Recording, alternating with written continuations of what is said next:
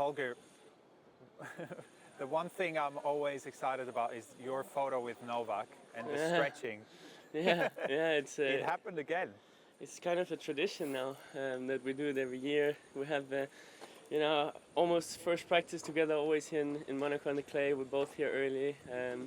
It's kind of cool. I'm getting more and more flexible by the years go on. I think he still gets me on the flexibility. He does. I think so.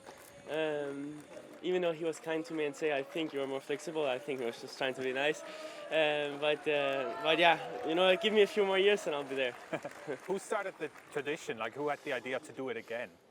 I mean, definitely I had the idea to do it again. I thought it was a funny tradition. I don't remember how it started exactly. I think we were probably speaking about, some of his pictures on the backhand side when he was almost in the split, and he tried maybe asked me like, how's your flexibility, and I showed him, and then we took a picture, and that's really how it started. How much has he taught you over the years? He's taught me a lot. He was really nice to me. I remember I had a practice on this court actually with him around 4 or 5 years ago, before I was going to play a challenger, and he was very curious. He was asking questions and giving me some advice, and also opening up in how his career was and is and what he's going through. And I think as a young player that means a lot, because obviously he's one of the greatest of all time, and to feel like they want to help you in that way is amazing, and I really admire him also for that. What was the advice that he gave you? Do you have to be more flexible? Yeah, also, but also, mentally, because he's obviously a beast, but also he said, I'm also a normal human, it's not that, I'm a superhuman. I mean, even though on the paper it looks like he is, he also gets the emotions like we all get. He just handles them differently than the rest of the players, and, that he said that's also one of the reasons why he's more successful than the others. And I think it's impressive to see, practice, match. It's the same with Rafa. I guess the same with Roger. Unfortunately, didn't have much time to spend with him on the tour, but they're all impressive.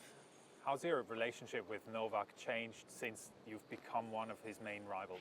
It's different, I would say, because as you say, we're competitors now, and I've beaten him twice, so he's not giving me advice really now, which is fine, because obviously we might play important matches against each other where we don't want to open too much up, but at the same time, I think, he's very cool. Like, he's nice, like he's switching on and off, like practice, relaxed, so he's a cool guy, yeah. Take us back to last year's final. You were 4-1 up on Rublev in the final set. How long did it take you to get over that? Yeah, thanks for reminding. You're welcome. No, it was very, very difficult. I think the best part was that I was going to Munich the week after, and kind of went back at it right away, because otherwise I think it would have hurt a lot more. And I must say, like, that night and the day after, doing nothing, just being really, really sore, was hard. But at the same time, it's a part of the sport. I mean, I was glad that I made the final. Obviously, I had many chances to close out the match. But again, that's tennis. I learned from it. I wasn't good enough, and hopefully this year I can make it differently. What was one of the learnings from that match?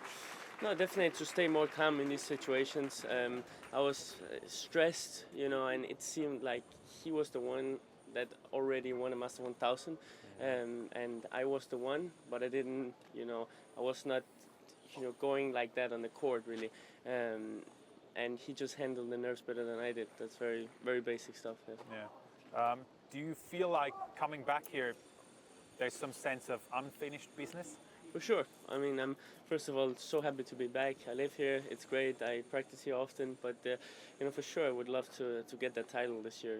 It's no secret that I was very disappointed. All the year coming for practice between tournaments and seeing the sign close to the restaurant with Rublev winning the final, all the draw is always there. Was very disappointing, and I told myself every time I watch that one, I'm going to change it to my name. In Miami, you said you should have pulled out before you played. What was wrong? I was feeling not very well the last 2 days before the event started. And it was difficult because I had good leads up in Acapulco and Indian Wells. And then I started to feel ill the last days, the days when it was raining, was in bed.